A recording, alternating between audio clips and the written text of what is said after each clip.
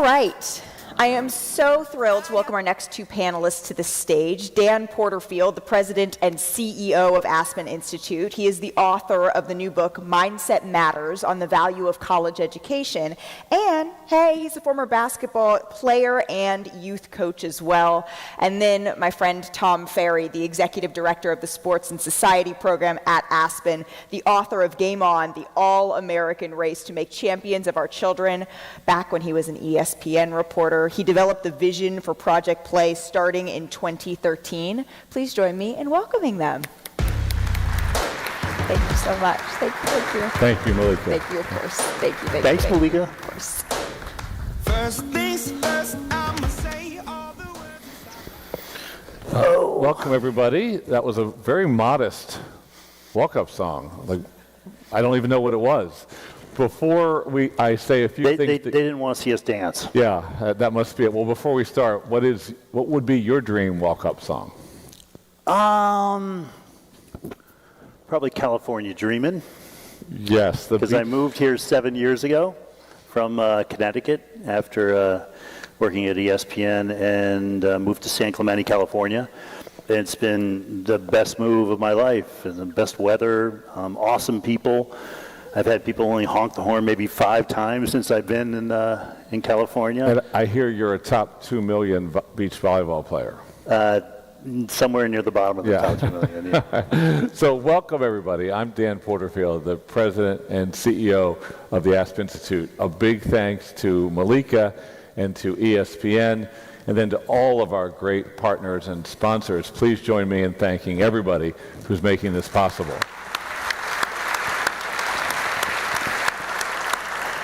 Now, and of course, even bigger thanks to Tom Farrey, the extraordinary Project Play team. And some of you may not know what the Aspen Institute is. Sometimes I compare us to the Force in Star Wars because we have a big mission, which is to ignite human potential to do 2 things: to build understanding and to promote new possibilities for a better world.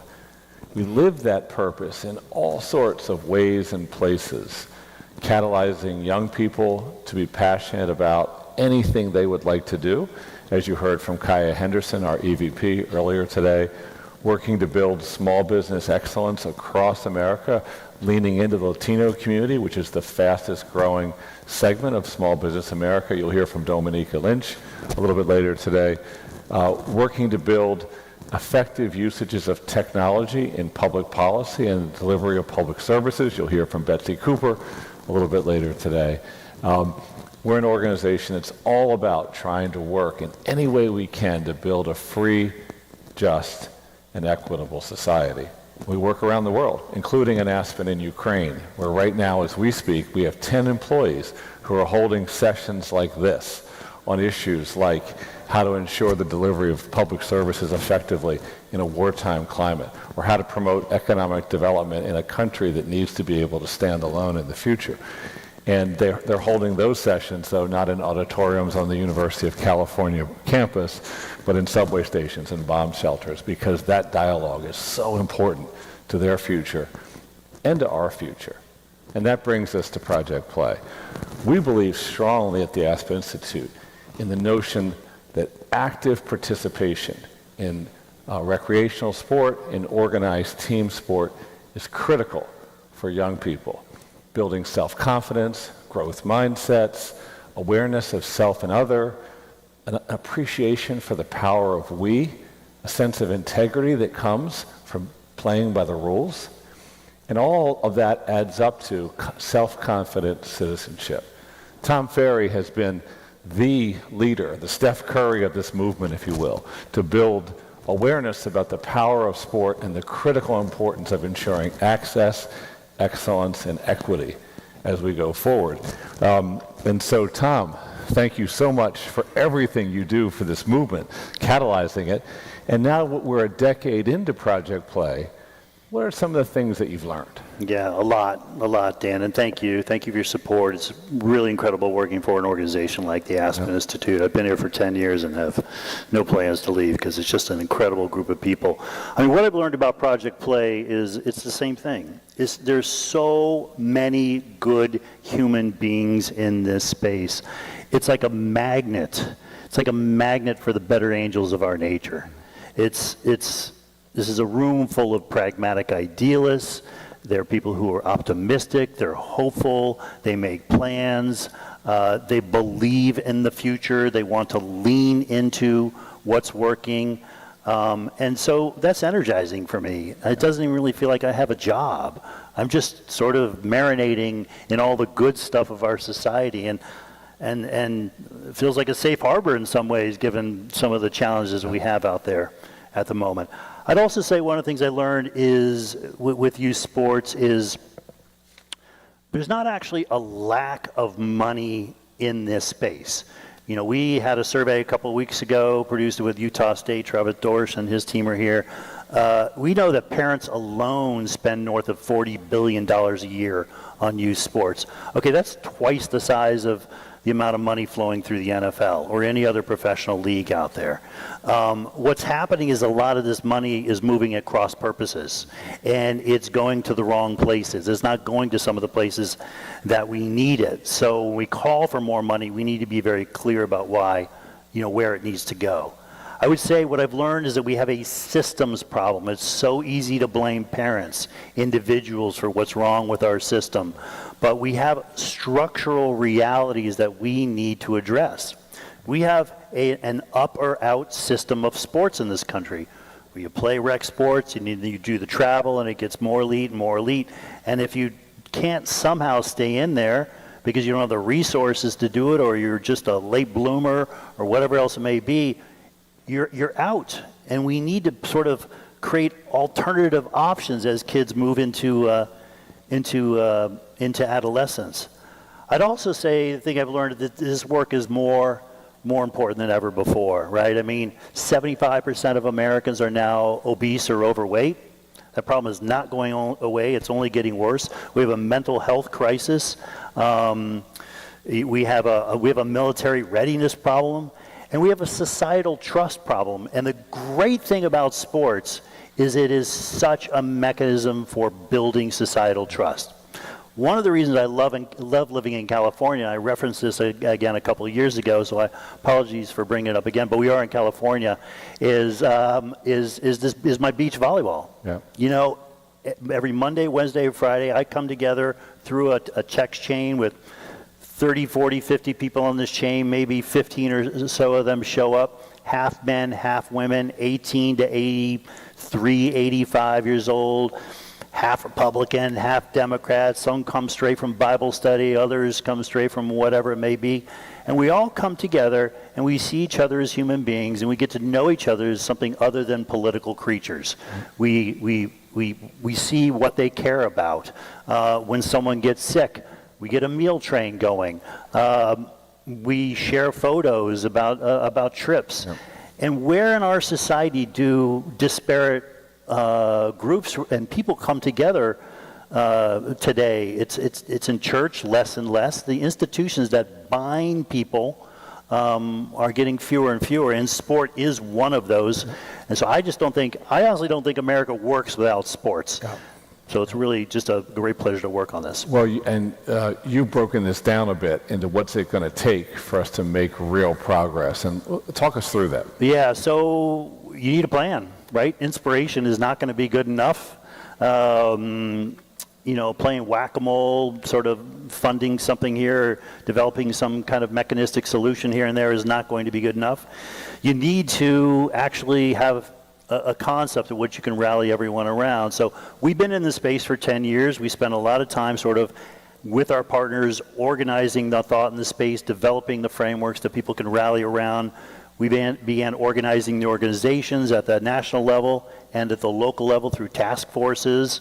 And then we began organizing for impact. And that's where we are right now, is after a decade of building trust, we want to double down and really be very clear about what we think needs to happen between now and 30, and that's called our theory of change for sport in America. And there are really 5 components to it. The first one is establishing sport as a human right of all kids. Right? We're not talking about a legal right. We're talking about creating a cultural expectation that every kid should have an opportunity to play. It's about minimum conditions. This is not the gold standard, the minimum conditions under which children should be engaged, and recognizing that there are certain gaps for underrepresented groups that need to be addressed. We have a panel here tomorrow on how to get more Latinas in the game. We also care about boys. Boys are have the highest participation rate, but it is going down. We want to pay attention to that. So, that is, we just want to attack that as pillar one. Second one is just building programs that meet youth needs. Right? So centering the voice of young people in the design of activities. We always start the Project Play Summit with the youth panel. It's always inspirational, it's always insightful, it's always super valuable. It's about embracing best practices in youth and athletic development. So the American Development Model, or best practices in reducing knee injuries, ACL injuries. And it's about embedding health and safety protection so that every kid so kids don't quit sports so early. We actually don't have much of a problem getting kids into sports. It's keeping them in sports. The average age at which a kid quits is 11. Yep. And that comes down to the coach and the quality of program design. The third one is simply growing access to safe places to play, right? So if programming and coaching or the software side, gyms and fields and rinks and bike paths are the hardware side. And the reality is a lot of kids just don't have access to a nearby play space or a set of play spaces that are going to meet their needs. Or if they do, and it might be 3 blocks away, it might be a rough neighborhood, and mom and dad want to keep their daughter on the couch because of maybe safety reasons or otherwise. It's easier just to keep doing TikTok. And by the way, a side point to make is I'm so proud of the work you and your team do going to communities around the country, from Hawaii to Mobile, Alabama, to Eastern Michigan to Baltimore, to help those communities identify their strategies to address those barriers. Okay, keep going. Number four. We love that work. That's our communities work. We've been in 16 of those communities. You're going to hear about several more today. I mean, developing the frameworks and everything up here is absolutely important, but sports is still delivered at the local level, so we've got to reach down, and we know that. The next one is improving governance of sport, right? So we have, this is the world's largest sports marketplace, I was saying, in the world, by far, but a lot of this money and energy moves across purposes. So how can we make more efficient and effective decisions? How can we build, bodies that balance competing interests? This actually doesn't have to cost much money. When you talk about governance, it's not a request for a big check to be written. It's literally just creating the mechanisms like they have in Fairfax County, Virginia, where there's an athletic council that's been around for 30 years, and it has representatives from the 8 different largest sports, and 3 at-large or 2 at-large, and then someone from parks and someone from schools and the Department of Health, and they come together every month. They talk through field use issues, they develop shared points of view, and when that group speaks to the county commissioner, they listen, because this is a really valuable constituency. We need more of those mechanisms at the state level, the local level, to balance all these competing interests. And then finally, and I'm not going to go deep on this one here, but it is rallying around a time-bound goal, which is 63 by 30. Many of you in the room are familiar with that. We're at 54% youth participation in the country right now. An interagency group, it's not a Trump, it's not a Biden thing, an interagency group through our public health goals have set 63% as the target. Government alone is not going to get this thing done.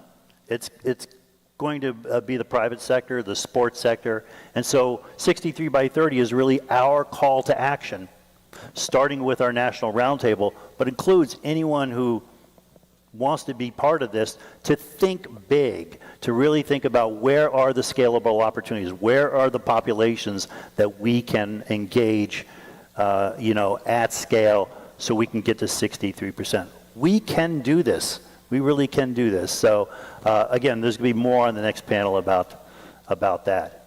But I think we want to do... You want to ask the group what they think of these five, which are like a pentangle. They all are connected, each dependent upon the other. But that said, you want to ask them what they think. Yeah, absolutely. We developed this thing through a lot of listening, but we haven't ordered them at all.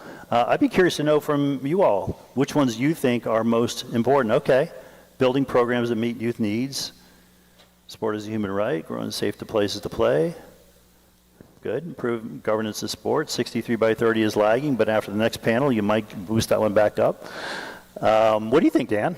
Well, I like that fusion of 2 and 3, of building programs that meet youth needs and addressing access to safe places to play, because I think that actually empowers local communities, individual neighborhoods, individual citizens, schools, community groups to take action.